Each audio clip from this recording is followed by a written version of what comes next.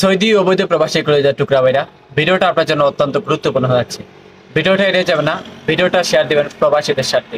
আমাকে অনেকে মেসেজ করেন বাংলাদেশে যাওয়ার জন্য, এবং ইতিমধ্যে আপনারা জানেন আমি কিন্তু প্রায় মানুষকে বাংলাদেশে পাঠিয়ে দিতে সক্ষম হয়েছি। আপনার দোয়া এবং আল্লাহ তাআলার দয়া এবং মায়া আমি অবৈধ প্রবাসীদের তার মায়ের বুকে ফিরিয়ে দিতে সক্ষম হয়েছি।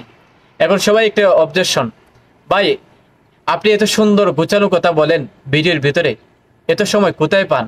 আর ভিডিও তো আপলোড করেন ঠিকই, কিন্তু আমাদের মেসেজ কেন রিপ্লাই দেন না? ভাই আমি আন্তরিকভাবে দুঃখিত, আমাকে মাফ করবেন। দেখুন ভাই, আমি একটা মানুষ, আমার তবে একটা জান আছে। আমি শুধু এই কাজ নিয়ে পড়ে আছি না, তো আমার অনেকগুলো কাজ আছে, ভিডিও আছে, বা আমার নিজের অফিসে কাজ আছে, কোম্পানি কাজ আছে, সবগুলো আমি নিজে একলা মেনটেন করতে হয়। তাহলে একটা মানুষ এত কিছু কিভাবে মেনটেন করে?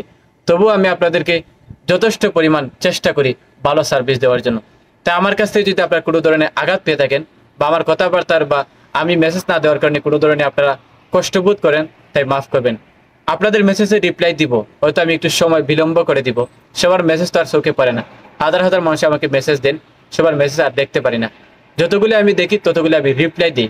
হতে পারে অনেক সময় ড্রাইভিংয়ে থাকি, তারপর দিতে পারি না। তার জন্য আমি সবার কাছে আন্তরিকভাবে দুঃখিত।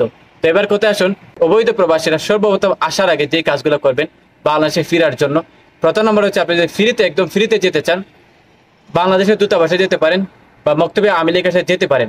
বর্তমানে নতুন আপডেটগুলো চলতেছে, সেই আপডেট অনুযায়ী হতে পারে আপনি মক্তবে আমিল বা বাংলাদেশ দূতাবাসে যাওয়ার পরে আপনি বাংলাদেশে ফিরে যেতে পারেন। তাই দেরি কেন, এখন দ্রুত আপনি বাংলাদেশের দূতাবাস এবং মক্তবে আমিলের সাথে চান যোগাযোগ করেন। আর যদি তারা না পারেন, তাহলে আমাদের সাথে যোগাযোগ করেন।